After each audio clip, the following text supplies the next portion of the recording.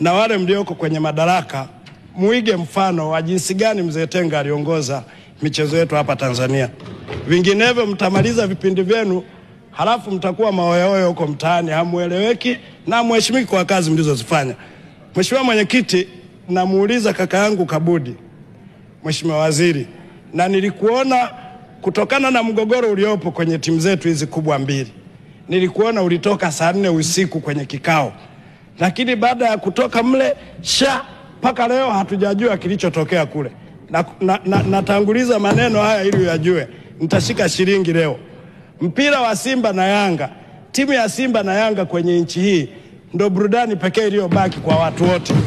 Sasa mnatambua kabisa iko migogoro, lakini hata kwenye taarifa yako Mheshimiwa Kabudi sijaona mahala ambapo unataja. Ikiwa rais mwenyewe anafadhili mpaka anatoa hela zake mfukoni kwa hapa vijana hamasa, halafu mnaona huu mchezo tuendelee kusikia tu ngonjera za huyu na huyu. Mheshimiwa Mwenyekiti, namtangulizia kabisa shilingi Mzee Kabudi, naondoka nayo.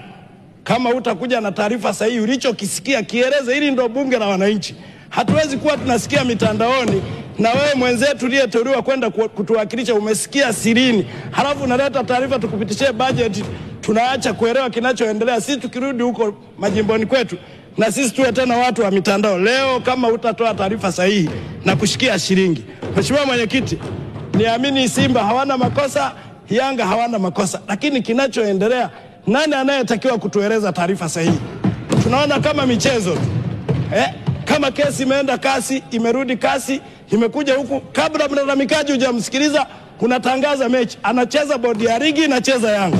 Sasa nataka kujua Mheshimiwa Kabudi, wewe ulienda kulisikiliza pande zote mbili, Simba na Yanga. Sitaki kusema Yanga ina makosa wala Simba ina makosa.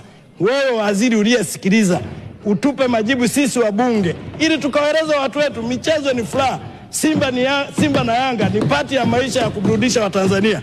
Kwa hiyo ukija bila maneno leo nitakuzengua Mheshimiwa Kabudi. Lazima uje na taarifa. Sisi Tanzania tumepata heshima ya kuandaa AFCON. Halafu dunia yote itaangalia AFCON inaandaliwa Tanzania. Halafu tunakuwa na viongozi wahuni tu wanaamua wanavyotaka. Hatuwezi kwenda kwa design hiyo. Hapana. Sisi wote tunaweza kuwa marais wa TFF, wote tunaweza kuwa viongozi wa bodi ya ligi. Hata mimi naweza kuteuliwa. Halafu lazima niwe wazi, sio tu kama tumempa mtu kuongoza familia yake. Na kuomba sana Mheshimiwa Waziri, kuliko kulitia aibu taifa hili tulikoenda kwenye michezo yetu, ni lazima uje na taarifa bunge tufahamu.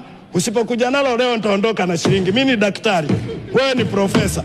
Kwa hiyo mzee ujiandae, na wewe mwenyewe umenipandisha kuniita profesa, unaniita profesa. Kwa hiyo leo nitakuzengua kiprofesa. Mheshimiwa, naomba nichangie, nishauri bodi ya ligi isiongozwe na TFF. Iwe independence, wazungu wanasema, ijitegemee. Tunaona hivyo independent hivyo. Tunaona sasa inapokea maelekezo tu kutoka kwenye bodi, kwenye TFF. Kwa hiyo ninaomba sana Mheshimiwa Mwenyekiti, tuache na tuunde bodi ya ligi inayojitegemea.